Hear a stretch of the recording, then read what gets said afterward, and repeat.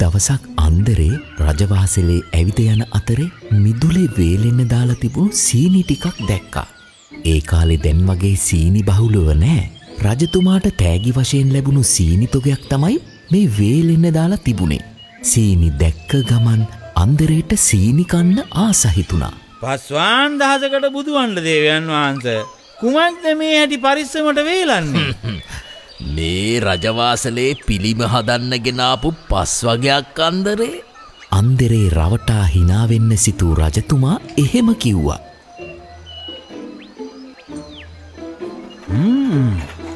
රාජතුමා හිතුවා මදි මාව රවට්ටන්න. කරන්නම්කෝ හොඳ වැඩක්.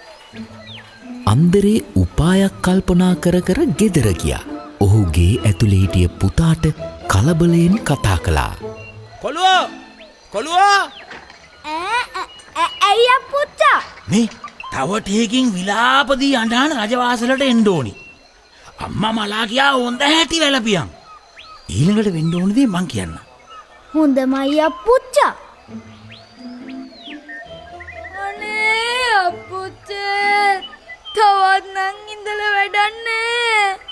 අපිට පොළවේ බස් කන්න වෙලා තියෙන්නේ. අනේ අප්පුච්චේ. මොකද බොලමේ? වෙච්ච නස්පැත්තිය කියලා හිටු. අනේ අප්පුච්චේ අපේ අම්මා. ඉතින් මලා අනේ අයියෝ. තවත් අපි හිතලා මොකටද හත් දෙයියනේ.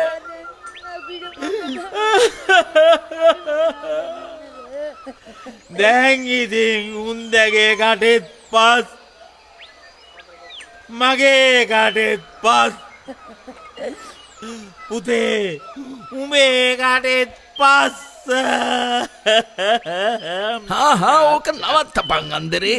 ඔය පස් නෙවෙයි සීනි. මං ගෙදර යද්දි තිබ්බ පස් එනසුනංගුවට සීනි වෙලා රජවාසලට විජ්ජාකාරයෙකුත් ගත්තද රජතුමනි? අන්දරේගේ මේ